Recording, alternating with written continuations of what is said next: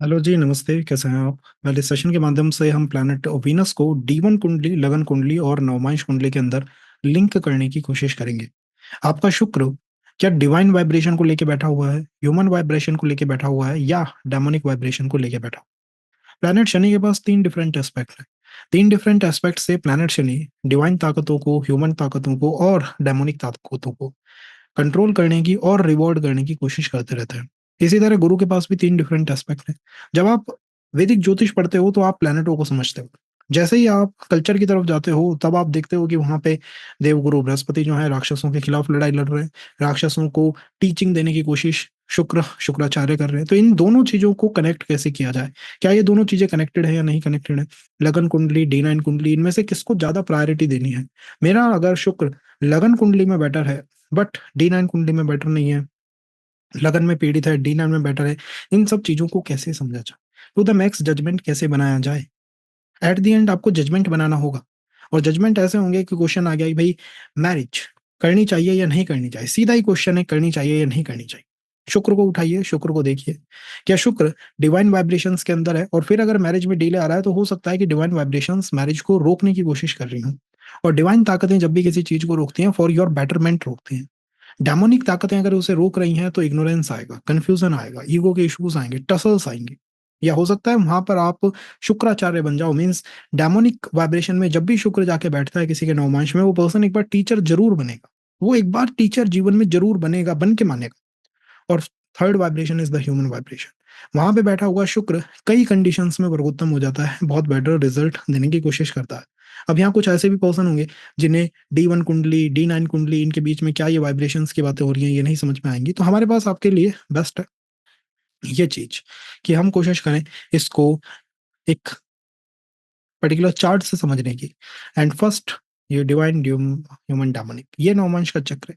इसके अंदर vibration set हो जाती है कि भाई मेरा ये जो प्लैनेट है ये इस पर्टिकुलर नवमांश के अंदर बैठा हुआ है। इसीलिए तो एस्ट्रोलॉजर्स आपसे जब भी आपकी चार्ट रीडिंग करते हैं तो आपसे वो नवमांश कुंडली मांगता है। वो आपसे कहते हैं भाई आपका नवमांश बताइए। नवमांश अगर आप बताएंगे तो आपके प्लैनेटों की वाइब्रेशन एट द एंड पता लग जाएगी। जैसे शनि शनि इज एक डेमोनिक काम कर रहा है। मान लीजिए कोई किसी का मर्डर करके आ गया है और वो आपसे एस्ट्रोलॉजर, एज एस्ट्रोलॉजर आपसे कहे कि साहब मुझे वो मंत्र चैंटिंग बता दो जिससे कि पुलिस मुझे नहीं पकड़े, तो आपको भी पकड़ेगी और उसको भी पकड़ेगी। पकड़ेगी ना? तो डेमोनिक एनर्जीज, डेमोनिक व्यवस्थाएं, इनको रोकने का काम प्लैनेट सैटर्न ज्यादा करते हैं। उनको पनिश करने का, कंट्रोल करने का, डिवाइंस को रिवॉर्ड करने का, और ह्यूमंस के ऊपर उनका प्रभाव जो है आता रहता है। तो आप समझ सकते हैं कि तीन डिफरेंट एस्पेक्ट होते हैं। इसीलिए कुंडली मैचिंग के अंदर तीन गुण होते हैं: मनुष्य, राक्षस, देव। ये गण गण नहीं मिल रहे साहब, गण ही नहीं मिल रहे। तो यहीं से ही आपको पता लग जाएगा कि मेरा शुक्र इस वाइब्रेशन को लेके बैठा हुआ है। अब जिनके शुक्र में राक्षस वाइब्रेशन आएंगे, दिल फील कि भाई मेरा शुक्र जो है एक मैलेफिक शुक्र हो गया है, ये एक बेकार शुक्र हो गया है। कोई सी भी वाइब्रेशन मैलेफिक वाइब्रेशन नहीं है। कोई सी भी वाइब्रेशन मैलेफिक वाइब्रेशन नहीं है। उसका एक रीजन है, एक उसका पर्टिकुलर वर्क है, बस इतना है। जैसे कि मैरिज में कि साहब करी जाए या नहीं करी जाए, डीले आ रहा है कि इतना डीले आ गया, क्या ये मेरे लिए हेल्पफुल था या मेरे लिए बेकार था, आगे मुझे कैसे चलना चाहिए उसमें? तो आंसर इज, आप अपने शुक्र को देखिए। मैरिज का मूल कारक है, कारक है तो वो इसको कंट्रोल करता है, प्रभावित करता है। आप उस शुक्र की स्थिति को देख लीजिए कि नवमांश कुंडली में वो किस स्थिति में बैठा हुआ है, किस वाइब्रेशन में है। अगर वो देव वाइब्रेशंस के अंदर है, डिवाइन वाइब्रेशंस के अंदर है, तो वो बेटर है। इट मीन्स कि वो आपके उस व्यवस्था को रोकने की कोशिश कर रहा है। तो फिर आपने जो डिसीजन लिया है अब तक नहीं करने का, हो सकता है वो हेल्पफुल हो आपके लिए। और अगर वो कहीं मनुष्य की जगह राक्षस में आ गया सीधा ही, तो यहाँ पर इग्नोरेंस की वजह से, किसी चीज के छुपने की वजह से, और आज के कल्चर के अंदर आप देखेंगे कि दो तीन संबंध टूट गए, ब्रेक हो गए, ये क्यों कराते रहते हैं? ये शुक्र राक्षस उसमें चला गया, दो तीन चार संबंध पर्सन के ब्रेक होते हैं, फिर उसका मन उठ जाता है, फिर उसका मन ही नहीं रहता उस चीज के अंदर जाने का। ये वाइब्रेशंस आने लग जाती है, फिर वो टीचर बन जाता है। एक्चुअली फिर वो क्या होता है, फिर वो एक टीचर के रूप में आ जाता है, टीचर बन जाता है। क्या ये हमेशा ही अप्लाइड होंगे या इनके अलावा कोई और वाइब्रेशन के तरीके नहीं है? क्या D1 D9 के तरीके नहीं है? दिस इज द नॉमिकल जो ये हर हाउस को, नवमांश कुंडली के हर हाउस को कुछ कहा जाता है। क्या कहा जाता है? लगन के अंदर लग्नांश कहा जाता है, विक्रमांश कहा जाता है, सुखांश कहा जाता है, पुत्रांश कहा जाता है। सबसे खतरनाक इस दिस निधनांश और अंद्रांश, ये सबसे खतरनाक है। तो इससे शुक्र को देखते ही हमने समझ लिया कि भाई मेरे शुक्र की वाइब्रेशन कैसी है, किस पर्टिकुलर एज के अंदर व्यवस्थाएं बैठ सकती हैं, ये भी इससे पता लग सकता है क्या सामने वाला पर्सन जो है वो कुछ अच्छे गुणों को लेके आ रहा है, अच्छी ऊर्जाओं को लेके आ रहा है, या फिर डिस्टर्ब करने आ रहा है? ये सब चीजें हम इससे पता लगा सकते हैं। But again the question goes to लगन कुंडली वर्सेस द नवमांश कुंडली। क्या लगन कुंडली की जगह नवमांश कुंडली ही सब कुछ है? ये बिल्कुल सही नहीं है गाइस। जब महर्षि पराशर षडवर्ग बनाते हैं तो उसके अंदर वो D9 को भी इंक्लूड करते हैं, D12 को भी इंक्लूड करते हैं, पेरेंट्स को भी, लेकिन वो लगन कुंडली को 6 रूपास का स्ट्रेंथ देते हैं और नवमांश कुंडली को 5 रूपास की। तो वहीं पे सेट हो जाता है कि लगन इज हैविंग 10 से, लगन मजबूत है बिकॉज ये क्रिएटर ने खुद के लिए बनाई है। तो क्रिएटर हमेशा स्ट्रांग होता है। लग्नेश अगर बली है तो बहुत चीजें ढक जाती हैं। इसीलिए कुछ लोग ऐसे हो सकते हैं कि भाई मेरा यहाँ पे है बट ऐसा नहीं है। अरे भाई, तुम्हारे पास ऑप्शंस है, तुम्हारे पास ऑप्शंस है उस चीज से बचने के। कॉल इट, एक मंत्री का लड़का है जो कुछ ऐसा काम कर दे, और एक सामान्य इंसान का लड़का है जो कुछ ऐसा काम कर दे। काम का मतलब है कि कोई मर्डर कर दे, जो मैंने शुरू में बताया कि भाई ऐसा कर दे, और कोई मंत्र चैंटिंग कराए तो कोई बच सकता है क्या? बट वहां पे ऑप्शंस है, वहां पे उसकी स्ट्रेंथ है। तो D1 हमेशा पावर रखती है D9 के ऊपर, हमेशा। जैसा मैंने आपको शुरू में कह दिया था, D1 इज, वो बहुत इंपॉर्टेंट है, मोर इंपॉर्टेंट है D9 से भी। अगर D9 में कुछ बिगड़ गया है, D1 में बच गया है, तो D1 में बच जाएगा। तो D1 का शुक्र ज्यादा पावर को रखता है। D9 में लेकिन उसकी वाइब्रेशन सेट हो गई, जैसे कि निधनामशा में पड़ गया। निधामशा में पड़ा हुआ शुक्र निश्चित रूप से कुछ ना कुछ ऐसा करेगा जिससे कि after meeting the spouse foreign travel हो सकती है। कुछ ऐसा होगा जिससे कि आप अपने परिवार से, कल्चर से, रिलीजन से, दोस्त यारों से, सोसाइटी से दूर हो जाओगे। तो आपको दूर करने की पूरी पूरी कोशिश करेगा कि मेरा लगन कुंडली में अच्छा था, लेकिन कॉज वो अष्टम में है इस वजह से दूरी एक आ गई। तो इन चीजों को समझना बहुत ईजी है, शुक्र की अंडरस्टैंडिंग बनाना बहुत ईजी है, बट वो अंडरस्टैंडिंग यहीं से बन सकती है। नवमांश कुंडली में ऐसा नहीं है कि फर्स्ट हाउस में बैठा है तो आपकी पर्सनालिटी को ऑल द टाइम प्रभावित करेगा। और जो ये कहना है कि नवमांश कुंडली में हाउसेस नहीं होते, BPH में साफ है कि नवमांश का लगन लॉर्ड अगर केंद्रों में है तो मैरिज की एज है 20 से 25, त्रिकोणों में है 25 से 30, 6, 8, 12 में है तो वो फिर रुकावट डालने की कोशिश करता है। तो जब महर्षि पाराशर साफ साफ कह रहे हैं तो फिर आई थिंक हाउसेस वहां पे होते हैं, वर्कआउट करते हैं। तो अब हम समझते हैं कहाँ पे हमारा शुक्र बैठा हुआ है, कैसे इस कैलकुलेशन को किया जाए। और अगर आपको ये नहीं पता कि ये कैलकुलेशन कैसे करनी है, इसके अंदर किस चीज को फॉलो अप करना है, तो लगन कुंडली और नवमांश कुंडली को कैसे लिंक किया जाता है। देखिए, लगन कुंडली में प्लैनेट क्या होगा, एक राशि में बैठा हुआ होगा, ठीक है। तो हमारे पास 4 राशियों के सेट है। एक 159 है जो कि है अग्नि तत्व की राशियां, एक है 2, 6, 10 जो कि है पृथ्वी तत्व की राशियां, एक है 3, 7, 11 जो कि है वायु तत्व की राशि, और एक है 4, 8, 12 और 8, 12 कर्क, स्कॉर्पियो और पाइसेस, वो है जल तत्व की राशि। तो आपको देखना है कि मेरा जो शुक्र है, मेरा जो प्लेनेट है, वो किस तत्व की राशि के अंदर बैठा हुआ है। क्या वो अग्नि तत्व में है, क्या वो फायर तत्व में है, क्या वो जल तत्व में है, क्या वो धरती तत्व में है, पृथ्वी तत्व में है। तो अग्नि तत्व की जो राशियां हैं 159, अगर आपका कोई भी प्लैनेट या शुक्र, यहाँ पे शुक्र जो है मेष में, लियो में, सिंह में या फिर धनु में है, तो उसकी गणना कहाँ से होगी, मेष से होगी। और अगर वो है वृषभ में, कन्या में या फिर कैप्रिकॉन में, तो गणना कहाँ से होगी, कैप्रिकॉन से होगी। अगर वो है मिथुन में, तुला में या फिर एक्वेरियस में, तो कैलकुलेशन होगा तुला से। और अगर वो है कर्क में, स्कॉर्पियो में, वृश्चिक में या फिर मीन में, तो कैलकुलेशन हमारा कहाँ से होगा, कर्क राशि से होगा। तो अब कैलकुलेशन हमने समझ लिया है कि कैलकुलेशन कहाँ से होगा, गणना कहाँ से होगी। ये हाथे हैं, उंगलीज है, इनका यूज करना है। 1 to 9 काउंट करना है। हर राशि के अंदर 9 नवमांश होते हैं। तो 0 से 3, 20 तक फर्स्ट नवमांश है, 3, 20 से 6, 40 दूसरा है, 6, 40 से 10 तीसरा है, 10 से 13, 20 चौथा है, 13, 20 से 16, 40 पांचवा है, यहाँ से यहाँ फिफ्थ सिक्स्थ है। फिर 20 से 23, 20 डिग्री तक अगर आपका शुक्र है तो वो सप्तम नवमांश में है। आप क्या कहेंगे, मेरा शुक्र सप्तम नवमांश में है साहब, मुझे राशि नहीं पता, मुझे डिग्री पता है बस। मेरे शुक्र की डिग्री 0 से 3, 20 तक है, तो मेरा शुक्र है प्रथम नवमांश में। 3, 20 से 6, 40 तक है, डिग्री मुझे पता है तो वो है दूसरे नवमांश में। 6, 40 से 10 है तीसरा नवमांश, 10 से 13, 20 है चौथा नवमांश, 13, 20 से 16, 40 है पांचवा नवमांश, 16, 40 से 20 है छठा नवमांश, 20 से 23, 20 है सातवां, 23, 20 से 16, 40 है आठवां, और 26, 40 से 30 है नवा नवमांश। ये 9 नवमांश उंगलियों पे आपको आ गया कि मेरा तो शुक्र इसी नवमांश में होगा। अब आपको बस क्या करना है, आपको अपनी राशि को देख लेना है लगन कुंडली में। लगन कुंडली में जो आपका मूल लगन है उसके अंदर आपको शुक्र को देख लेना है। मेरा शुक्र कर्क राशि में है और इस नवमांश की इस नंबर पे आ गया है कि साहब मेरा छठे नंबर पे है। तो कर्क में छठे नंबर पे आप देख लीजिए कि कौन सी वाइब्रेशन चलती है। क्या वो देव वाइब्रेशन चलती है, राक्षस वाइब्रेशन चलती है, या मनुष्य वाइब्रेशन चलती है। अब वो जो स्पेसिफिक वाइब्रेशन है वो आपके शुक्र की मूल वाइब्रेशन है, वही आपके शुक्र की मूल वाइब्रेशन है। तो सामान्य है, बहुत आसान है, बहुत आराम से इसे समझा जा सकता है और इसे समझने से एक बेटर अंडरस्टैंडिंग बनाई जा सकती है कि मेरा जो शुक्र है वो किस तरह से फंक्शन करता है। जितना आपका शुक्र देव ऊर्जाओं के पास रहेगा, आप कह सकते हो कि उसके अंदर ग्रो करने की जो कैपेसिटी है, एनर्जी है, वो बनी रहेगी।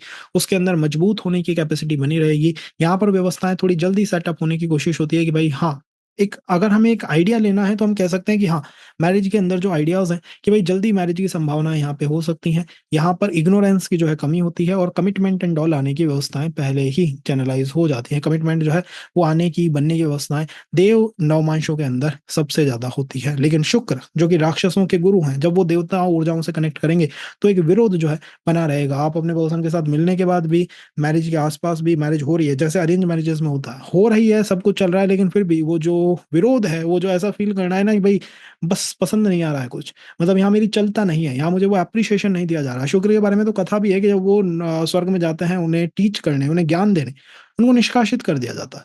तो वो निष्कासन की जो भावना है वो देव नवमांशों के अंदर बैठे हुए शुक्र में हमेशा प्रबल होती है। मनुष्य में जितना ज़्यादा होगा शुक्र उतना मुझे लगता है कि वो बेटर होगा। कॉस शुक्र उच्च का कहाँ होता है? पाइसेस, लास्ट में।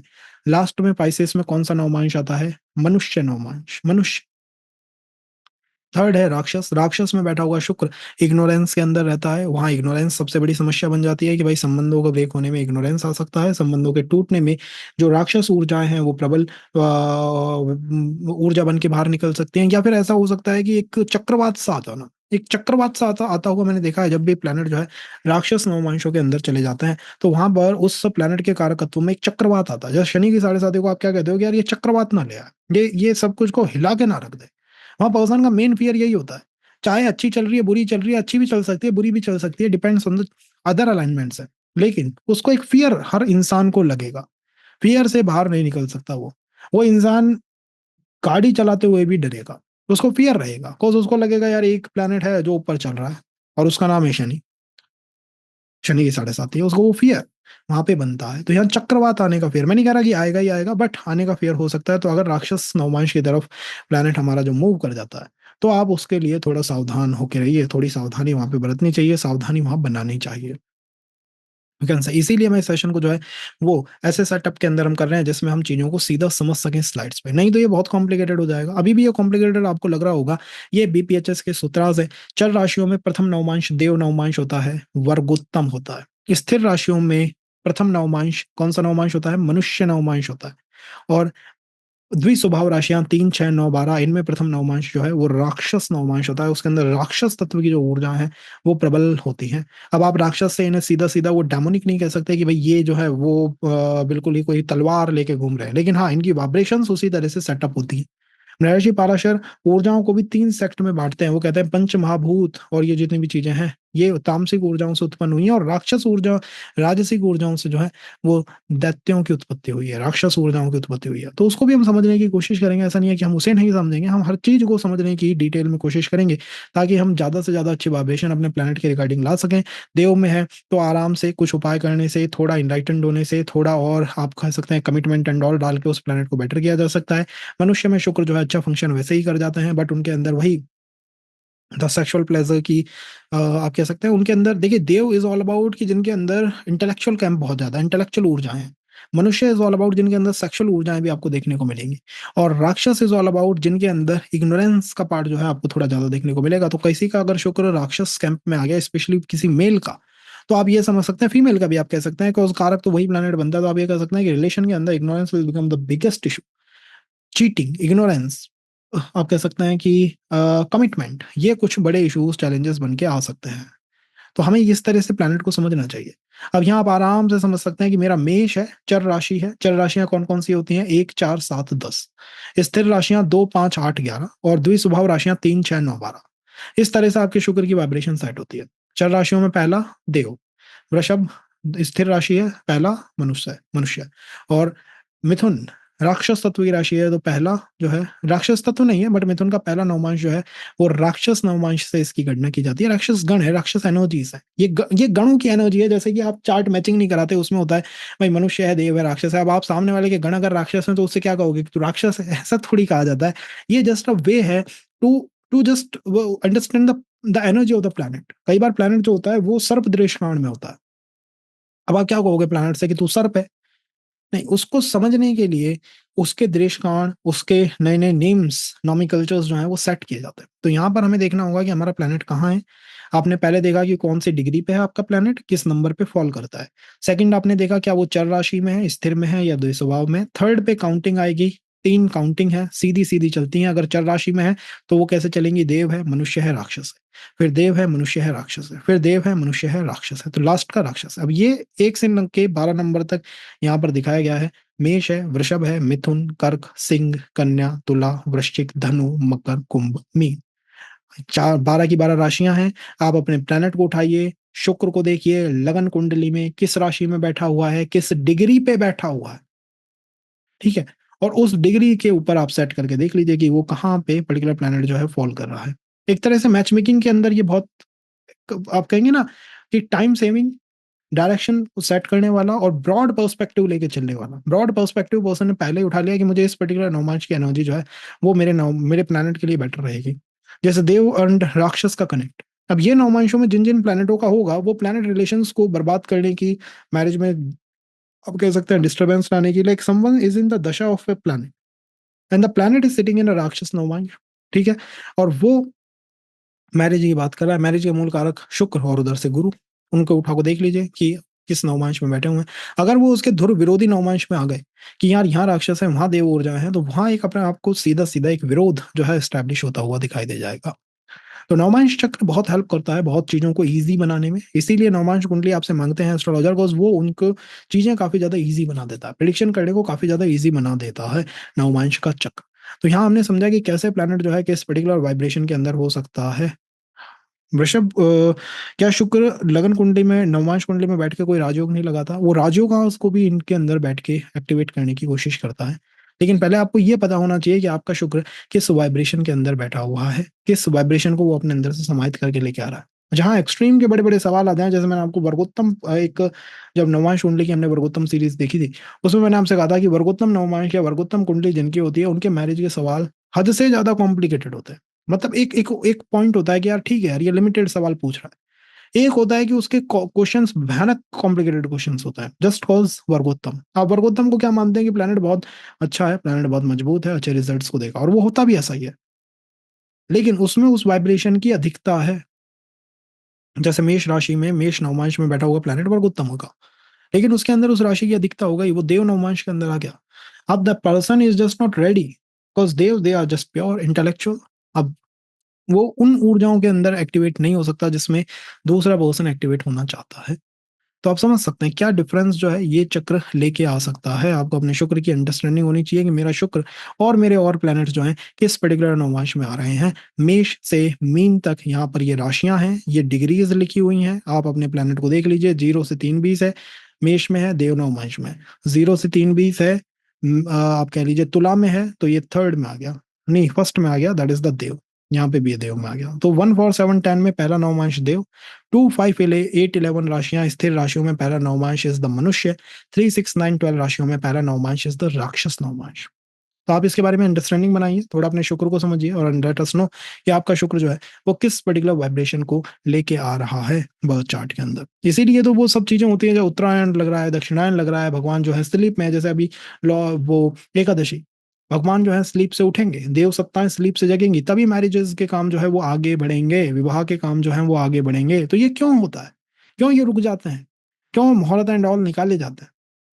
वो डिस्कनेक्ट आपको नहीं बनाना है कि भाई culture something different, astrology something different, दोनों अलग अलग चलती हैं, ऐसा बिल्कुल भी नहीं है। दोनों एक दूसरे को कॉम्प्लीमेंट करती हुई चलती है। यहाँ पे ये नॉमेनक्लेचर है, वीनस इन द नवमांश। तो नॉमेनक्लेचर्स के अंदर आप समझ सकते हैं कि प्लैनेट जो है वो किस नवमांश के अंदर होगा तो वो किस बात को करेगा। जैसे कि 1 और D9 के अंदर लिंक करने की हमारी जो ये यात्रा है, ये अभी कंटिन्यू है और इसमें हम थोड़ा-सा आगे और अभी बढ़ने की कोशिश करेंगे। मान लीजिए D1 चार्ट के अंदर वीनस जो है वो 4 नंबर की राशि में है, D9 चार्ट के अंदर वीनस जो है वो 8 नंबर की राशि में है, तो आप क्या कहेंगे कि शुक्र महाराज जो है किस ऊर्जा के रिज़ल्ट हमारे चार्ट के अंदर दे सकते हैं। जैसे यहाँ पे एक लगन कुंडली है, एक नवमांश कुंडली है। लगन कुंडली में शुक्र कहाँ पे है? देखते हैं, शुक्र कर्क राशि में है, दशम भाव में है। नवमांश कुंडली में शुक्र कहाँ पे है? 12 नंबर की राशि में है, उच्च का दिखाई देता है शुक्र D9 के अंदर। तो शुक्र आपको पावरफुल दिख रहा है कि भाई D9 के अंदर शुक्र की पावर जो है वो बिल्कुल झंडा लगा के ऊंचाइयों पे बढ़ी हुई है और ये ऊपर एक नंबर्स लिखे हुए हैं, आप सोच रहे होंगे ये क्या है? तो यहाँ 12 नंबर नवमांश कुंडली में आपको उठाना है, 12 नंबर है, ठीक है। अब इस 12 नंबर को आपको D1 कुंडली में देखना है, लगन कुंडली में कहाँ आ रहा है? छठे हाउस के अंदर। 6th हाउस को क्या कहते हैं? षष्ठांशा कहते हैं। षष्ठांशा का मतलब क्या है कि यहाँ पर शुक्र की दशा, MD, AD जब भी लगेगी 6th हाउस के भी रिजल्ट पर्सन को दिखाई देंगे। और शुक्र बैठा हुआ है मीन के अंदर, मीन नवमांश के अंदर, और मीन नवमांश की जो वो पर्टिकुलर राशि है 12 नंबर की, that is falling in the 6th house. तो शुक्र यहाँ पे षष्टांशा का रोल भी, पर्टिकुलर रोल जो है वो निभाता हुआ दिखाई देगा। जैसे ही शुक्र षष्टांशा का रोल निभा रहा है, हम कह सकते हैं कि भाई यहाँ पे जो संबंध है वो प्रारब्ध की ऊर्जाओं से कहीं आ सकते हैं, और यहाँ पे जो संबंध है कहीं ना कहीं फैमिली से प्रभावित हो सकते हैं। बिकॉज 6th हाउस में प्रारब्ध का इन्फ्लुएंस होता है। अगर यहाँ पे कोई संबंध बन रहा है तो उसमें पूर्ण पूर्ण रूप से प्रभाव परिवार की तरफ से आने का दिखाई दे सकता है। अब हर चार्ट में ही दिखाई देगा क्या? ये बात बिल्कुल ठीक नहीं है। मैं आपसे हर बार कह चुका हूँ, विदाउट दशा, बिन दशा के कुछ भी कहना इतना आसान और इतना सही सटीक नहीं है। दशाएं हमें पता होनी चाहिए, या हमें दशाएं बता देनी चाहिए। तो मैं हर अपने सेशन के अंदर दशाओं के बारे में कहता हुआ चलता हूँ कि भाई यहाँ पे ये पर्टिकुलर दशा होगी तो कुछ बेटर हो सकता है, अगर ये नहीं है तो इसको ये मत समझिएगा कि यहाँ पे सब कुछ शानदार होगा। अब इनसे हम थोड़ा और समझें, और प्लैनेटों के लिए समझें, जिससे कि हर पर्सन जो है अपने शुक्र के बारे में समझ पाए। यहाँ पर देखिए, जो 6 नंबर में राहु बैठा हुआ है नवमांश कुंडली के अंदर। अब आपको क्या करना है, 6 नंबर को लगन में देख लेना है, कहाँ पर है भाई? 12वें नंबर के हाउस पे आ गई, 12 नंबर पे आ गई। 12 को व्यायामशा कहा जाता है। व्यय का मतलब है किसी चीज का जाना, किसी चीज का जाना, किसी चीज का चले जाना जीवन से। मूलतः ये धन के मामले में देखा जाता है, धन के संबंधों में देखा जाता है कि भाई व्यय हो सकता है। तो अगर शुक्र किसी का उस राशि में है जो कि लगन कुंडली में 12वें नंबर में फॉल करती है, मान लीजिए यहाँ 5 नंबर लिखा होता है लगन कुंडली में, तो वो क्या होती है? लियो राशि हो गई। और नवमांश में आपने देखा कि 5 नंबर में साहब कोई प्लैनेट बैठा हुआ है। तो अब ये कह सकते हैं कि जब भी व्यय की बात आएगी, जब भी खर्चों की बात आएगी, तो आपका जो ये पर्टिकुलर प्लैनेट है, इसकी दशा, इसकी MD, इसकी AD का इन्फ्लुएंस आपको देखने को मिलेगा। ये जैसे ही आएगा उस पर्टिकुलर चीज को चैनलाइज कर सकता है, व्यवस्थाओं के अंदर लेके आ सकता है। तो शुक्र के बारे में एक अंडरस्टैंडिंग हमने बनाई है, देवता, मनुष्य या राक्षस नवमांश से।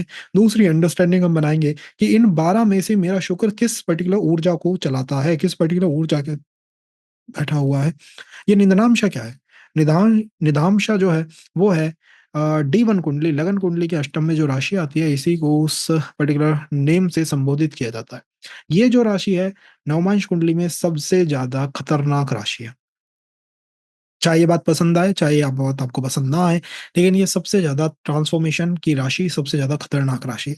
इसके अंदर जो भी प्लेनेट आता है वो चक्रवातों के अंदर आ जाता है। कॉज उस प्लेनेट ने क्या करा, उस प्लेनेट ने उसी वाइब्रेशन को एक्सेप्ट कर लिया। लगन कुंडली क्रिएटर की कुंडली, क्रिएटर ने कहा कि मेरे जीवन में ट्रांसफॉर्मेशन ये राशि लाएगी, और नवमांश कुंडली में उस प्लेनेट ने कहा ठीक है ये राशि लाएगी, तो मैं इसी में जाके बैठ जाता हूँ। तो यहाँ पे वही ट्रांसफॉर्मेशन की ऊर्जा जो है प्रवाहित होती है। अब अगर वो देव नवमांश का प्लेनेट है तो वो ट्रांसफॉर्मेशन अच्छा हो गया। राक्षस नवमांश का प्लेनेट है तो एक तो वहां वैसे ही चक्रवात है, ऊपर से ये और एक नया चक्रवात हो गया। तो डबल ट्रिपल चक्रवात जो है वो उसकी ऊर्जा पर्सन को महसूस होती है। तो आप समझ सकते हैं कि आपका जो प्लेनेट है वो किस नवमांश के अंदर बैठा हुआ है। ये बहुत चीजों को सेटअप कर देता है। जस्ट इस बात का जानना, जैसे यहाँ पे जो लगन है वो 7 नंबर की है, लगन है, तुला लगन है इस पर्सन की लगन कुंडली में। आप नवमांश कुंडली में तुला राशि को देखिए, ये तुला है। यहाँ पे वैसे कोई प्लेनेट नहीं बैठा हुआ है, बट अगर यहाँ पे कोई प्लेनेट उठ के बैठ जाए, जैसे कि शुक्र उठ के बैठ जाए, तो इस पर्सन के ऊपर शुक्र का प्रभाव पड़ता रहेगा।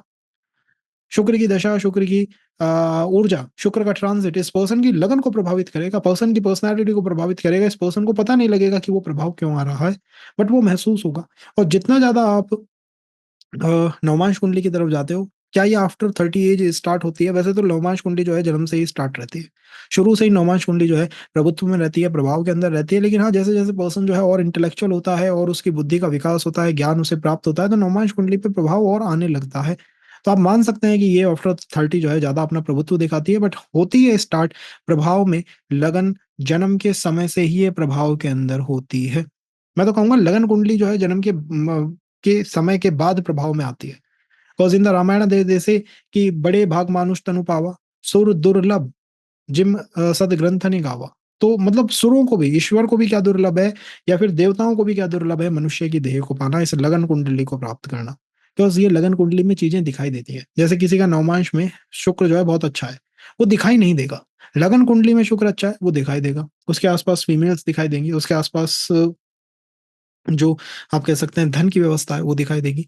शुक्र की ऊर्जाएं उसके आसपास दिखाई देंगी। तो नवमांश कुंडली एक हिडन कुंडली है, ये एक वो ऊर्जा है जो कि आपको दिखाई नहीं देती है, इसीलिए भाग्य पर्सन के जो पीछे खड़ा हुआ है वो दिखाई नहीं देता। सबने हर बार ये नहीं सोचना चाहिए कि धन होना ही भाग्य है या इस चीज को प्राप्त कर ले, पुत्र होना ही भाग्य है, पुत्री होना ही भाग्य है या धन होना ही भाग्य है। आपको नहीं पता उसका आफ्टर इफेक्ट क्या आएगा, तो आप उसके बारे में अंडरस्टैंडिंग कब तक नहीं बना सकते, तब तक आप जब तक आपको पूर्ण रूप से उसके बारे में ज्ञान ना हो जाए कि वो है क्या। तो यहाँ पर बातचीत ज्यादा नहीं बढ़ाते हैं, हम समझते हैं कि कैसे इस कॉन्सेप्ट को एक्टिवेट किया जा सकता है। हमको शुक्र लगन कुंडली में देखना है, हमको शुक्र नवमांश कुंडली में देखना है।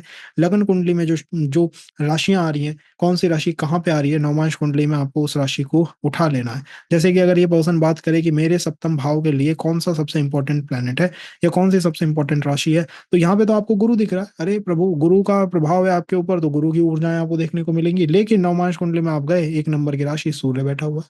तो मैंने कहा ना, आप उसके बारे में जजमेंट नहीं बना सकते। पीछे आपको नहीं पता क्या खड़ा है, पीछे यहाँ सूर्य खड़ा है, सप्तम भाव की राशि, सूर्य यहाँ बैठा हुआ है। आप उसे क्या कहेंगे जब किसी एस्ट्रोलॉजर के पास जाएंगे कि साहब भार्यांश मेरा जो है ये सूर्य है, तो सूर्य की दशा, सूर्य की ऊर्जा, सूर्य का गोचर भी मैरिज के रिजल्ट दे सकता है, और वो दिखाई देगा पर्सन के ऊपर। तो यहाँ गुरु का बैठना हुआ और वहां सूर्य का बैठना हुआ, पर्सन की ऊर्जा के पीछे सूर्य खड़ा। तो आप अपने शुक्र को लगन कुंडली और नवमांश कुंडली दोनों में देखिए। लगन कुंडली में आप अपनी राशियों को लीजिए, लगन के अंदर कौन सी राशि आ रही है उसे देख लीजिए। उस राशि में अगर शुक्र बैठा हुआ है तो उसका प्रभाव आपकी लगन के ऊपर पड़ेगा, आपकी पर्सनालिटी पे पड़ेगा। कि मेरी लगन में 7 नंबर लिखा हुआ है, लगन कुंडली में 7 नंबर है और नवमांश में शुक्र भी 7 नंबर में आ गया साहब, तो आपकी पर्सनालिटी पे शुक्र का प्रभाव पड़ेगा, आपके बिहेवियर पे, एटीट्यूड पे शुक्र का प्रभाव पड़ेगा। हर जगह आपको कहीं ना कहीं ये फेमिनाइन तत्व की ऊर्जाएं जो हैं वो अट्रैक्ट करेंगी या खींचेंगी अपनी तरफ, उनकी तरफ आपका पुल आएगा। या फिर वो जो बात हुई थी ना कि शुक्र को स्वर्ग से निष्कासित किया गया था, तो यहाँ पे पर्सन एक दो रिलेशन फेल होने के बाद एक बहुत एक्सट्रीम अप्रोच बना सकता है कि भाई ये जो चीज है ये मुझे बिल्कुल भी पसंद नहीं है, इस चीज से मुझे जीवन भर दूर रहना है। ये भी हो सकता है। शुक्र देवताओं के, दानवों के गुरु हैं, तो पर्सन जो है, जो अशिक्षित हैं, जिनको अब तक ज्ञान नहीं मिला है, उनको ज्ञान देने की कोशिश कर सकता है। तो ये शुक्र का प्रभाव है, पर्सन के ऊपर आता है। और वो लगन कुंडली में नहीं दिख रहा है आपको, लगन कुंडली की राशि में, लगन कुंडली की लगन में नहीं बैठा हुआ है शुक्र, लेकिन नवमांश में उसी राशि में है जिससे आपकी लगन आती है, लगन दिखाई देती है। यहाँ पर मैरिज जो है मैक्सिमम ट्रांसफॉर्मेशन लेके आने वाली होती है। रिलेशन मैक्सिमम ट्रांसफॉर्मेशन कहाँ लाते हैं, या तो लगन में लाते हैं या अष्टम में लाते हैं। लगन में पर्सनालिटी को बदल के रखने की क्षमता होती है। Second is the dhanamsha. धन का मतलब है कि हमारा फोकस जो है धन की ऊर्जा के ऊपर ज्यादा है। लगन कुंडली में सेकंड हाउस को देखना है, इसमें जो राशि आ रही है उस राशि को नोट करना है, उसके नंबर को लिखना है। नवमांश कुंडली में जाना है, शुक्र अगर उसी राशि के अंदर बैठा हुआ है तो शुक्र क्या करेगा, आपके धन पे प्रभाव डालेगा। यहाँ वाइब्रेशन थोड़ी सी बदली, जो तन पे आ रही थी, जो पर्सनालिटी में दिख रही थी, बाहर शुक्र दिख रहा था, वो धन पे दिखने लगा। द पर्सन इज लाइक, मैं टेक्निकल हूँ, मैं प्रैक्टिकल हूँ, मैं प्रैग्मेटिक सोच रखता हूँ, और मैं जो है अपना फोकस फाइनेंसेस के ऊपर रखता हूँ। उसको मैरिज में भी धन, रिलेशंस के अंदर भी धन, आ रहा है पैसा, जा रहा है पैसा, कितना खर्चा, कितना आया, ये उसके माइंड में चलेगा, बिकॉज शुक्र वहां पे बैठा हुआ है। तो ये धनांश है। इसको मारकांशा भी कह सकते थे कि भाई मारक है ये, लेकिन इसे धनांशा कहा जाता है। ये वित्त को प्रभावित करने वाली मूल शक्तियां जो हैं वो यहां से निकल के आती हैं, सेकंड हाउस से निकल के आती हैं। तो यहाँ आप समझ सकते हैं कि आपका शुक्र जो है वो उस ऊर्जा को लेके बैठा हुआ है। थर्ड है विक्रमांश। ये पराक्रम है आपका, ये थर्ड हाउस है आपका लगन कुंडली में। इसमें एक राशि आ रही होगी, उस राशि को उठाइए, नवमांश में दे आइए। नवमांश में देखिए शुक्र कहाँ है, अगर शुक्र वहीं पे आ गया तो वो आपका कौन सा हो गया, विक्रांश हो गया। यहाँ पे करेज आती है पर्सन के अंदर, वो लड़ने का जज्बा जो है डेवलप होता है, करेज आती है, पावर आती है, और वो फाइट कर सकता है for the relation, for the धन। अब उसका फोकस केवल धन पे नहीं है, केवल पर्सनैलिटी पे या आउटलुक पे नहीं है, अब उसका फोकस है करेज पे, स्ट्रेंथ पे। अब वो फाइट करना चाहता है। यहाँ ऐसे पर्सन आपको मिल सकते हैं जिनके पिछले जीवन के अंदर कुछ संबंध जो है ब्रेक हुए, तो उनको क्या क्रोध आता रहता है सोसाइटी के ऊपर। या ऐसे लोग तक देखे हैं कि उन्हें क्रोध आता रहता है समाज के ऊपर कि तुम सब दुश्मन हो, मेरे संबंधों के दुश्मन हो। ये ऊर्जाएं इस पर्टिकुलर आमशा से चैनलाइज हो सकती हैं, तो हमें इस चीज का ध्यान रखना चाहिए। अगर हमारी पर्सनालिटी में ये आ रहा है तो हम मान के चले कि भाई हाँ, कुछ संबंध थे जो ब्रेक हुए थे, या कहीं आपको सपोर्ट नहीं मिला था सोसाइटी का, तो पर्सन ने उसी ऊर्जा को चैनलाइज करा कि मैं आपकी बार करेज में जाके बैठूंगा, अब की बार मैं करेज के अंदर जाके सेटअप करूंगा। तो अगर करेज है तभी उस चीज के अंदर आगे मूव करना चाहिए। क्या यहाँ पे ट्रांसफॉर्मेशन ज्यादा आता है? मैं कहूंगा यहाँ पे पर्सन की अप्रोच ही ऐसी होती है कि उसके अंदर एक से अधिक संबंध बनाने की ऊर्जा जो है चैनलाइज हो जाती है। इसे आप उपचय भावों से भी समझ सकते हैं, या इसे आप इस तरह भी समझ सकते हैं कि भाई उसको जीतने की, युद्ध लड़ने की ऊर्जा आ गई है, तो वो एक से अधिक संबंध बनाने की कोशिश कर सकता है। फोर्थ, सुखांश है। सुख क्या है? सुख फोर्थ हाउस, लगन कुंडली का फोर्थ हाउस, एक राशि आ रही होगी वहां पे, नवमांश कुंडली में जाइए, उस राशि को पिक कर लीजिए। शुक्र अगर वहीं पे बैठा हुआ है तो शुक्र आपके सुख को प्रभावित करता है। अब ये पर्सन क्या मानेगा, विवाह जो है, सुख सुख जो है वो विवाह से सीधा जुड़ा हुआ है। या तो सुख विवाह के बाद बढ़ जाएगा या सुख विवाह के बाद घट जाएगा। अब ना इसको धन का लेना देना, ना पर्सनैलिटी की पड़ी है, ना रूप रंग की पड़ी है, इसको सुख की पड़ी हुई है। क्योंकि इनका शुक्र जो है वो सुख के अंदर आके बैठ गया, तो शुक्र की क्या कनेक्शन हुआ, आपके सुख से उसका सीधा कनेक्शन हो गया। तो हो सकता है पर्सन के सुख में व्यवधान ना आ जाए, रुकावट ना आ जाए, इसलिए विवाह की तरफ नहीं जाना चाह रहा है पर्सन। एक बार तो ये भी हुआ था कि एक एस्ट्रोलॉजर ने कई बार कई टाइमिंग्स दे दी पर्सन को, कई एस्ट्रोलॉजर उसको दिखाने के बाद वो पर्सन हमारे तक पहुंचा और अ, उसने हमसे यही कहा कि भाई कब मैरिज हो सकती है। और मेरा उससे ये अप्रोच थी कि भाई आपकी मैरिज की मूल मूल दशाएं तो जो है वो निकल चुकी हैं, तो ये क्या आपको किसी एस्ट्रोलॉजर ने नहीं बताई? उन्होंने कहा बताई हैं। मैं करना नहीं चाहता। करना क्यों नहीं चाहता है? बिकॉज़ उसका इसमें बैठा हुआ है, उसको यही फ़ियर है कि भाई मेरा सुख जो है वो डिस्टर्ब ना हो जाए। तो आजकल जो कंटेंट आ रहा है, ये जो कंटेंट आ रहा है, इसकी वजह से भी कई लोग जो है इस राशि को डिस्टर्ब करके बैठे हुए हैं। तो आपका शुक्र आपके सुख को प्रभावित करने की मूल ऊर्जा जो है रखता है। अब ये मदर को भी प्रभावित कर सकता है, बट वो एक्सटर्नल और इंटरनल फैक्टर में आता है, उसको भी हम समझेंगे। ऐसा नहीं है कि उन चीज़ों को हम नहीं समझेंगे, बट हाँ, थोड़ा समय लगेगा ताकि हम पहले इन चीज़ों से परिभाषित हो जाएँ, कनेक्टेड हो जाएँ। Then the fifth is the putramsha है। ये एक्चुअली संतान की ऊर्जा को ज्यादा रिप्रेजेंट करता है। तो अगर शुक्र आपका मान लीजिए लगन कुंडली में आपके फिफ्थ हाउस में कोई राशि आ रही है, शुक्र उठता है और उसी राशि के अंदर आके बैठ जाता है, दैट इज द पुत्रांश। मुझे लगता है यहाँ से यहाँ तक की जो वाइब्रेशंस हैं ये बहुत ज्यादा हेल्पफुल हैं। तो फिफ्थ में भी आप उस वाइब्रेशन को जो है हेल्पफुल मानिए। इस पर्टिकुलर प्लेनेट की दशा, शुक्र की दशा, शुक्र की सब दशा पुत्र या फिर पुत्री जो संतान है वो प्राप्ति करा सकती है। आप इसे ये भी कह सकते हैं कि भाई ये जो ऊर्जा है ये मुझे मैरिज में इस तरह ले जाती है, रिलेशंस में इस तरह ले जाती है कि संतान संतान मेरे लिए एक बहुत बड़ी चीज बनी हुई है। संतान की जो जो इच्छा है, संतान का जो आप कह सकते हैं कि वो जो कनेक्शन है संतान के टुवर्ड, वो मेरे लिए मैरिज का मूल बना हुआ है। तो यहाँ पर्सन फिफ्थ हाउस की ऊर्जा से उठा है। अब आता है षष्ठांश, this is the sixth house. इसको रंध्र भी कहते हैं। वैसे रंध्र जो है अष्टम के लिए है, बट फिर भी आप इसे छिद्र हाउसेस के अंदर तो मानिए। तो ये कैसा हाउस है? ये वो हाउस है जो कि वैसे कमाल की बात भी है, पंचम से नवम तक जितने भी हाउसेस हैं वो मैलेफिक हैं। तो यहाँ पर सिक्स्थ हाउस, एक राशि 12 नंबर की राशि, नवमांश कुंडली में शुक्र अगर 12 में आके बैठ गया, आपकी कुंडली में 6 नंबर में जो राशि आ रही है उसको देखना है आपको। नवमांश में अगर शुक्र वहां आ गया, षष्टांश है, यहाँ पर रुकावटें हैं, यहाँ पर डिले भी है, यहाँ पर चैलेंजेस भी है, यहाँ पर एक युद्ध है। यहाँ पर विवाह विवाह नहीं है, यहाँ पर संबंध संबंध नहीं है, यहाँ पर वो युद्ध है, उनमें एक फाइट है। आप सोचेंगे यार मेरे से ये युद्ध जो है क्यों लड़ा जा रहा है, मैंने तुम्हारा क्या बिगाड़ा है, मैंने किसी का भी क्या बिगाड़ा है? लेकिन उस युद्ध की ऊर्जा जो है वो देखने को यहाँ मिल सकती है। तो आप समझे कैसे एक पर्सन ने अपनी ऊर्जाओं को इस तरह से सेटअप करा। उसने शुक्र को बाहर तो कुछ और दिखाया और अंदर वो उस ऊर्जा से कुछ और ही चैनलाइज कर रहा है, जाना चाहता है, लेकिन वो इस सिक्स्थ हाउस की ऊर्जा को पहले मान के बैठा। वो यहाँ पे कुछ प्लेनेट है जो वो अपने आप में बहुत इंपॉर्टेंट हो जाएंगे, लेकिन मूल थीम क्या बनेगा उस विवाह का या उस संबंध का या उस शुक्र का? मैं षष्टांशा का शुक्र हूँ, मेरे अंदर जो है षष्टम की ऊर्जाएं हैं। तो मुझे मानो चाहे मत मानो, लेकिन जब भी मैं भाग्य में चैनलाइज होऊंगा, जब भी पर्सन मतलब एक पर्सन अगर आपके पास आएगा तो भाई उसके अंदर कुछ ना, हर भाग्य तो हर इंसान के पास है, कुछ ना कुछ तो सबके पास है, लेकिन कुछ है जो कि सही कई लोगों के पास नहीं है। कुछ कुछ चीजें, जैसे धन है, संबंध बेकार, संबंध है धन नहीं है, धन धन और संबंध है, पुत्र नहीं है, पुत्र है, पिताओं के साथ अच्छा संबंध नहीं है। तो कहीं पे वो जो रुकावट है, यहाँ शुक्र ने उस रुकावट को अपने अंदर समाहित कर लिया। इसका आसान इलाज है, और मूल आसान इलाज है वो है लॉर्ड शिव की तरफ चलना। लॉर्ड शिव की तरफ अगर आप चल दिए तो ये जो अष्टांश है, यहाँ से शुक्र की वो जो वाइब्रेशंस है वो वाइप आउट होने लग जाएंगे। Then is the bharyamsha, this is the may. अगर शुक्र यहाँ पे आ गया, मान लीजिए आपकी लगन कुंडली है, लगन कुंडली में सप्तम भाव में एक राशि आ रही है, उस राशि को आपने उठाया, नवमांश कुंडली में आप गए, ठीक है, मेरा तो शुक्र साहब इसी राशि में बैठा हुआ है। अब इसको क्या कहेंगे? भार्यांश कहेंगे।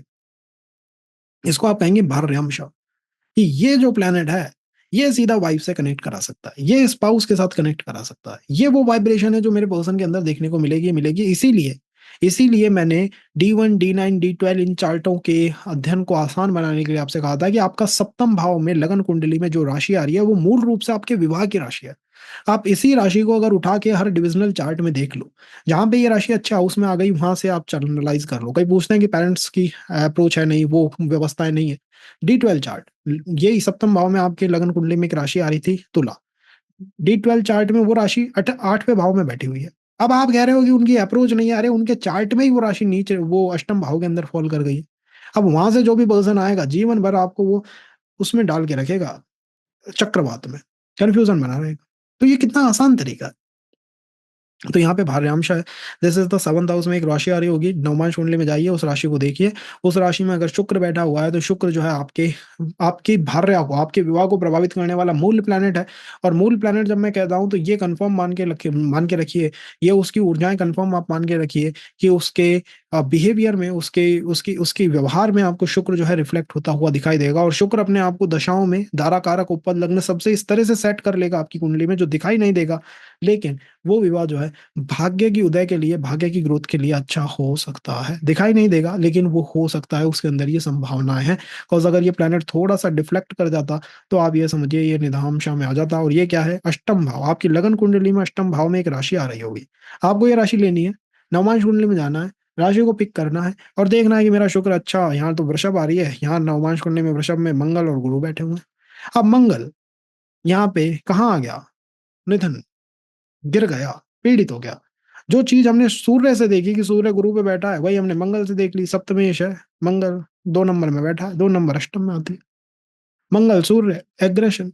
सूर्य को राशि किसने दी? मंगल ने दी अपनी राशि। इसका मतलब है कि मंगल और सूर्य समस्याओं के कारण बन सकते हैं।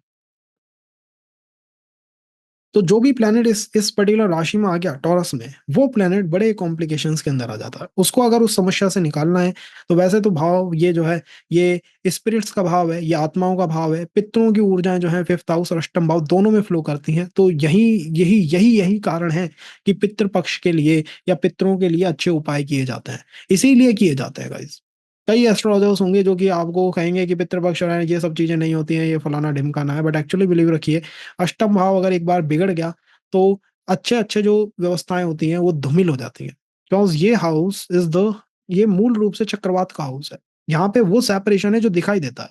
आपको अगर इमोशनल ट्रांसफॉर्मेशन आया, घर में बैठे हो, कंबल में रो रहे हो, और अगर अष्टम भाव में कोई ट्रांसफॉर्मेशन आया, तो फिज़िकल बॉडी और आत्मा दोनों सेपरेट हो जाती है, जो कि दिखाई देता है।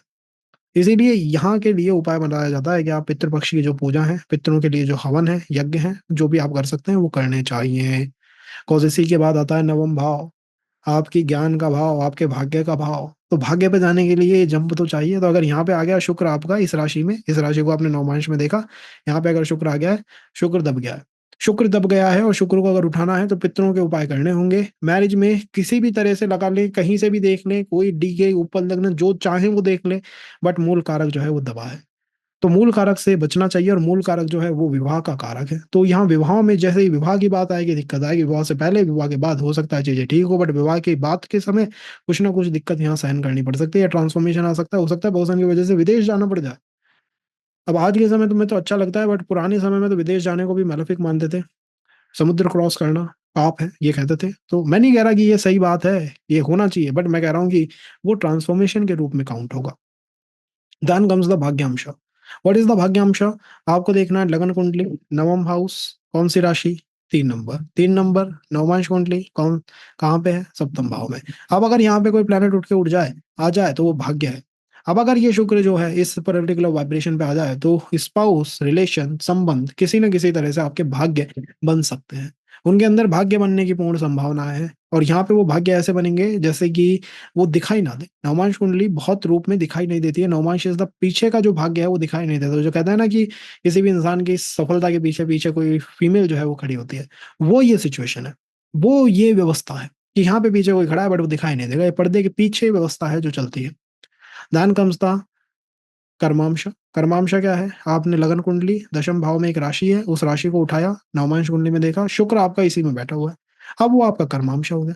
अब आपकी जो भी आप कह सकते हैं कि जो शुक्र है, वो आपके कर्म में दिखाई देगा, आपके कार्य में वो दिखाई देगा, राइटिंग में दिखाई देगा। कई लोग होते हैं शुक्र बहुत अच्छा है, राइटिंग एंड ऑल बहुत अच्छी होती है। अब इसका मतलब ये नहीं है कि उसके पास धन भी हो, उसके पास मटेरियल भी हो, उसके पास और स्पाउस एंड ऑल में भी चीज़ें रिलेशन में भी ठीक हो सकता है वो क्रिएटिव हो सकता है वो राइटिंग एंड करता हो सकता है वो रिलेशंस यहीं से खींच लाए, उसकी क्रिएटिविटी से वो संबंध बना लाए। लोग होते हैं क्रिएटिविटी से संबंध बना सकते हैं, कर्मांश। यहाँ देखना चाहिए, क्या मेरा कोई प्लैनेट उस राशि में है जो कि मेरी लगन कुंडली में दशम भाव में आती है? इस बात को समझिए, लगन कुंडली में दशम भाव में आती है। उस राशि में अगर नवमांश कुंडली में कोई प्लैनेट बैठा हुआ है तो वो निश्चित रूप से आपके कर्मों को प्रभावित करेगा और मैनिफेस्टेशन जो है विदाउट 10th हाउस होगा नहीं। और मुझे यहाँ लगता है विवाह की संभावनाएं काफी अच्छी रहती हैं जब यहाँ पे कोई प्लैनेट आके बैठेगा। उस आपका स्पाउस आपके लिए आपके आपके आपका ऐसा हो सकता है कि आपके साथ सपोर्ट करे। और कई होता है ना कि विवाह के समय मैरिज की संभावनाएं बन गई, तो वो क्यों बनती है? ये उस प्लैनेट की दशा आई थी। उस प्लैनेट की दशा विवाह भी करा सकती थी और वो प्लैनेट हिडन होके दशम भाव में भी बैठा हुआ था, कर्मांश हो गया। कई बार एस्ट्रोलॉजर्स ये भी उपाय बता देते हैं, भाई कुछ भी नहीं हो रहा, चलो इसकी विवाह करा दो। वो क्यों बता देते हैं? भाई ये 10th हाउस को चैनलाइज कर रहा होगा वो प्लैनेट। अब हमारे आज के समय में क्या हो गया, आज के समय में अगर इंग्लिश में कोई चीज आपको दिखती दिखाई दे लिखी हुई, अरे भाई कितनी शानदार चीज है, और संस्कृत में दिखाई दे, अरे कितना बेकार बेकार ज्ञान है ये। बट द रियलिटी इज उन लोगों के पास इतनी नॉलेज थी, जो पहले के एस्ट्रोलॉजर्स थे, उनने इतने समय तक विवाह संबंध सब कुछ चला दिए। आज के एस्ट्रोलॉजरों से चार्ट मैचिंग नहीं हो सकती। बातें बड़ी बड़ी हो सकती है, बट चार्ट मैचिंग जब करने की बात आएगी पैर कांप जाएंगे। अष्टकूट मिलान ये कह देंगे कि अष्टकूट मिलान कुछ नहीं होता, लेकिन उनसे कहो कि आप मिलान करके दिखा दो, ये कहेंगे कुछ संभावना है, हल्की फुल्की कर लो, थोड़ी थोड़ी शादी कर लो। पहले के समय में तो फिर भी कहते थे कि भाई तो ठीक है, तुम्हारे गुण मिल रहे हैं, कर लो। उनके पास वो विद्या थी। मैं उन लोगों को आज भी मैं कहता हूँ कि पुराने जो एस्ट्रोलॉजर्स थे, बिलीव मी गाइस, उनके पास वास्तव में ज्ञान था। न्यू एस्ट्रोलॉजर्स अलग ही वाइब्रेशन के अंदर है, बट पुराने एस्ट्रोलॉजर्स वो वास्तव में ज्ञान को रखते थे। उन्होंने इतने समय तक चीजों को सेटअप चला दिया, वो यहाँ तक तो खींच लाए। आप अपने फादर मदर या ग्रैंड फादर उनसे पूछिएगा विवाह मैच मेकिंग एंड ऑल के बारे में, कितना आसान रूप से हो गया होगा। और आज के समय में तो आप समझ सकते हैं कि हर कुछ चीज जो है वो वैसी नहीं होती जैसी कई कई बार दिखाई दे। अब बात आती है लाभांशा की। तो लाभांशा क्या है? 11th हाउस, लगन कुंडली, जो राशि यहाँ पे आ रही है नवमांश कुंडली में, उसे देख लीजिए।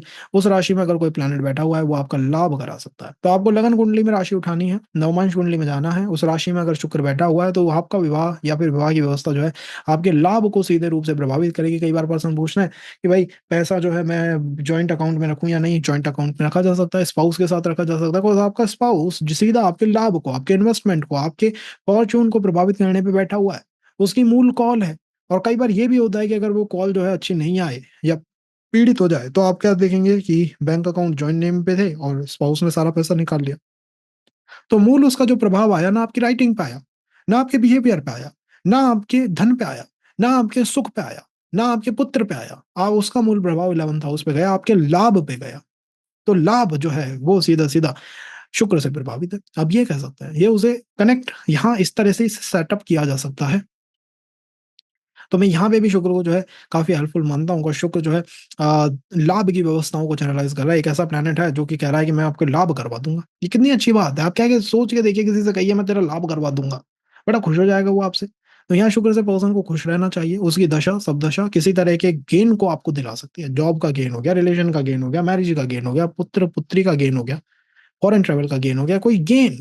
कैसे देखना है? 11th हाउस में जो राशि है, नवमांश कुंडली में जाइए, वहां पे शुक्र बैठा हुआ है क्या, बस दव्यांश वह 12th हाउस T1 कुंडली का, इसमें एक राशि आ रही होगी, इस राशि को उठाइए, नवमांश कुंडली में जाइए, इस राशि में जो भी प्लैनेट बैठा हुआ है वह कराएगा, किसी चीज का व्यय होगा। यहाँ पे अगर शुक्र बैठा हुआ है व्यायामशा में, तो मैं कहूंगा जितने कम संबंध बनाए उतने बढ़िया है। नहीं तो व्यय इतना हो जाएगा। देखिए क्या होता है कि एक बार पर्सन का व्यय हुआ, खर्चा हुआ, फिर भी वो सह लेता है, दूसरी बार हुआ फिर भी वो सह लेता है, अब 3-4 बार पर्सन फिर उठा के देने लेने पे आ जाता है कि यार बस तुम मेरा व्यय ही कराते जा रहे हो। तो जितने कम संबंध बनाए, 6-8 12 में अगर आपका शुक्र आ रहा है कि मेरा षष्टांशा में आ गया, निधन में हो गया या फिर व्यय में हो गया, मैं कहूंगा संबंधों को कम रखें। अगर विक्रमांशा में आ रहा है या फिर आप कहिए आपके लाभांशा में आ रहा है, विक्रमांशा में आ रहा है या फिर कारकांशा में आ रहा है, तो आप कह सकते हैं कि यहाँ संबंध मल्टीपल रह सकते हैं, एक से अधिक रह सकते हैं। धनांशा में आ रहा है, लग्नांशा में आ रहा है, तो यहाँ पर्सन को कमिटमेंट जो है वो पहले देखनी चाहिए। तो इस तरह से एक अंडरस्टैंडिंग बनाई जा सकती है। और 7 नंबर तो एक ये तो मूल है। यहाँ पे अगर कोई प्लेनेट आगे बैठेगा तो वो बार बार संबंधों को लेके आएगा जीवन में, तो उसके बारे में तो यही नहीं कि कम बनाओ ज्यादा बनाओ, बस वो बनवाएगा।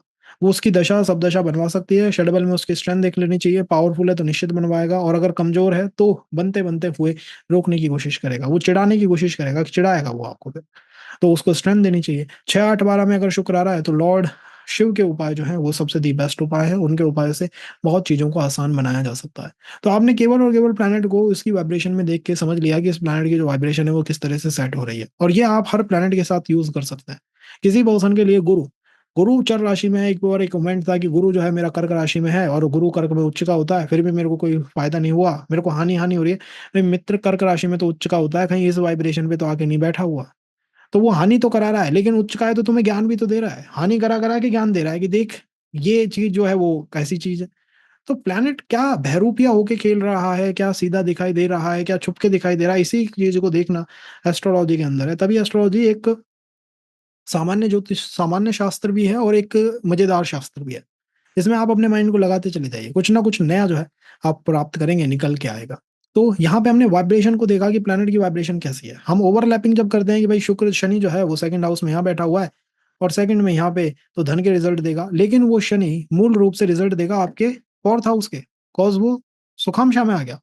बुध हमको लग रहा है 12 नंबर है, चौथे हाउस में बैठा हुआ है, चौथे हाउस के रिजल्ट देगा, लेकिन नहीं, वो मूल रूप से रिजल्ट देगा किसके, सिक्स्थ हाउस के। क्यों? क्योंकि वो बंधनों में आ गया, वो षष्टांशा में आ गया, वो शत्रुओं को ला सकता है। सप्तम भाव मेष राशि, मेष भार्यांशा, सप्तम भाव में जो राशि आ रही है वो भार्यांशा हो गई लगन कुंडली में, नवमांश कुंडली में उस राशि में देखा, अच्छा सूर्य बैठा हुआ है, ठीक है, सूर्य की दशा भी प्रभावित कर सकती है रिलेशंस को। और यही प्लेनेट आपको दारा कारक उपपद लगना एंड ऑल इनसे कनेक्ट बनाते हुए देखने को मिल जाएंगे। जो चीज यहाँ हो रही है वो वहां पे मैनिफेस्टेड दिखाई देगी, होती हुई दिखाई देगी, बस इतना फर्क है। तो नवमांश कुंडली के कई सारे प्रिडिक्शन के तरीके हैं, कई सारे, जैसे कि 36वां नवमांश, 36th navamsha from the planet moon. 36 नवमांश जो है प्लेनेट मून से, वो एक चैलेंजिंग नवमांश बन के निकलता है। 36वां नवमांश जो है चंद्रमा से, वो एक चैलेंजिंग नवमांश निकल के बन के निकलता है। 72 नंबर का नवमांश जो है चंद्रमा से, वो वैनाशिक नवमांश बन के निकलता है। तो ये कैसे होते हैं, वो वाइब्रेशंस कैसे सेट होती हैं, तभी तो आप एट द एंड आगे ये होता है कि भाई इस इंसान ने भी उसी समय जन्म लिया, उस इंसान ने भी उसी समय जन्म लिया, तो क्या फर्क आ गया, थोड़ी थोड़ी वाइब्रेशन से तो थी जो इधर से उधर हो गई, बस इतना सा फर्क आया।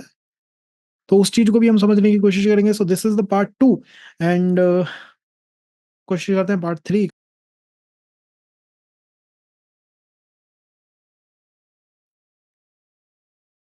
ओके गाइस, तो अब यहाँ देखने की कोशिश करते हैं कि जो ये शुक्र है ये किस वाइब्रेशन को लेके बैठा हुआ है, क्या ये राक्षस है, देव है, मनुष्य है, क्या है ये शुक्र। तो यहाँ पे प्लैनेट जो शुक्र है उसकी डिग्रीज आप देख सकते हैं, 29.36 डिग्रीज है, कर्क राशि है, लगन कुंडली, this is the birth chart, 29.36 degree Venus in the कर्क राशि। ठीक है, अब हम चलते हैं इसमें। कर्क राशि 29.36 डिग्री, इसका इसका मतलब क्या है कि ये 26-40 से 30 इसके बीच फॉल करेगी। ठीक है, अब यहाँ पर आप देखेंगे दिस इज द कर्क, ये मिथुन है, कर्क है, सिंह है, कन्या, तुला, वृश्चिक, धनु, मकर, कुंभ, मीन। ठीक है, कर्क में हम आए, लास्ट में हम गए, हमने देखा राक्षस। द शुक्र की वाइब्रेशन इज द राक्षस वाइब्रेशन। ठीक है, अब हम दूसरे प्रिंसिपल को लगा के देख लेते हैं कि साहब कहीं ठीक तो नहीं है। अब शुक्र को हमने जैसे ही उच्च का देखा होगा, अरे एक्साइटेड शुक्र है, शानदार है जी, पार्टी करो, पड़ोसी को बुलवा लो। ठीक है, लेकिन आप लगन कुंडली में देखोगे, ठीक है यार, 12 नंबर की राशि जो है छठे हाउस में आ रही है, षष्ठांश है, और नौमांश कुंडली में शुक्र उसी 12 नंबर में बैठा हुआ है। तो उस वाइब्रेशन कौन सी सेट हुई, षष्ठांशा, दुश्मन। आप समझे, वहां से भी वही चीज देखी, इससे भी वही चीज देखी, दोनों में फर्क क्या आया, हमें रेमेडी उपाय करने में एक फर्क दिखना को मिला। हम सही रेमेडी कर पाएंगे, हम सही तरफ एनर्जी चैनलाइज कर पाएंगे, हम सही समय मैनिफेस्ट कर पाएंगे, हम सही समय उसके ऊपर वर्क कर पाएंगे, पर्सन की गाइडेंस सही हो पाएगी। वो समझ पाएगा कि यार अगर कोई विरोध है तो क्यों है वो विरोध, कोई कोई रोक रहा है अगर आपको वो काम होने से तो क्यों रोक रहा है। द रीजन इज वहां राक्षस ऊर्जा देखने को मिले आपको शुक्र में, तो वो षष्ठांश में आ गया। तो ये पॉइंट अपने आप को इस तरह से स्ट्रक्चर कर लेते हैं कि एक पॉइंट दूसरे पॉइंट को काटेगा नहीं। अब कहीं कटने अगर आपको देखने को मिलता है कि भाई यहाँ तो बिल्कुल ही कट गया, कोई थर्ड पॉइंट हो सकता है लग जाए, फोर्थ पॉइंट हो सकता है लग जाए, या बेनिफिट आपको मिल जाए उसका। बट जहां तक मैंने एनालाइज करा है, देखा है, तो ये पॉइंट जो है एक दूसरे को कॉम्प्लीमेंट करते हुए चलते हैं, समझाते हुए चलते हैं और दिखाते हुए चलते हैं कि देखिए आप जिसको उच्च का मान रहे हैं वो उच्च का तो है, लेकिन उसकी वाइब्रेशन जो है राक्षस वाइब्रेशन पे सेट है। तो यहाँ पोर्सन हो सकता है एक से दूसरे में चला जाए, दूसरे से तीसरे में चला जाए, ये यहाँ पे देखने को मिल सकता है। तो आप समझे, दोनों पॉइंटों को आपको जोड़ना है, समझना है, और प्लैनेटों के ऊपर भी लगाना है, देखना है कि कौन सा प्लैनेट किस वाइब्रेशन को लेकर बैठा हुआ है। और प्रिडिक्शन के पॉइंट नवमांश में भी खत्म नहीं हुए, जैसे मैंने बताया 36 नंबर फ्रॉम द चंद्रमा, वो बड़ा इंपॉर्टेंट होता है, 108, 72, ये 64, ये बहुत इंपॉर्टेंट होते हैं। 64वां नवमांश क्या है, वैसे तो ये 64वां नवमांश सीधे ही दिखाई देता है, तो इसमें कोई कैलकुलेशन करने की ज्यादा जरूरत नहीं है, लेकिन उसको भी हम समझेंगे कि 64th नवमांश एंड ऑल वो चीजें कौन सी हैं। तो इन चीज़ों को हम समझते हुए चलेंगे गाइज़, और आने वाले सेशन में हम देखेंगे कि शुक्र अगर हमारा गुरु की राशि में है, नवमांश कुंडली में, सूर्य की राशि में है, नवमांश कुंडली में, बुध की राशि में है, नवमांश कुंडली में, तो वो हमसे क्या चाहता है? वो हमसे क्या चाहता है? वो जिस पर्टिकुलर हाउस में है, वो बैठ के हमसे चाहता क्या है वहाँ पे? और क्यों नवमांश कुंडली में बनाऊँ? जैसे चंद्र कुंडली बनाई जाती है, क्यों बनाई जाती है चंद्र कुंडली? लोग आस करते हैं D1 से देखें, D9 से देखें, चंद्र कुंडली से देखें। भाई जो काम करा रहे हो उससे देखो। चंद्र कुंडली जब बनाई जाती है, जब डिमांड देखी जाती है कि लोग आपसे क्या चाहते हैं। और लगन कुंडली बनाई जाती है कि मैं दुनिया को क्या दे सकता हूँ। बस इतना ही सिर्फ फ़र्क है। तो this is for this session guys, अगले सेशन में फिर मिलेंगे। कनेक्ट बनाए रखिए और आनंद करिए।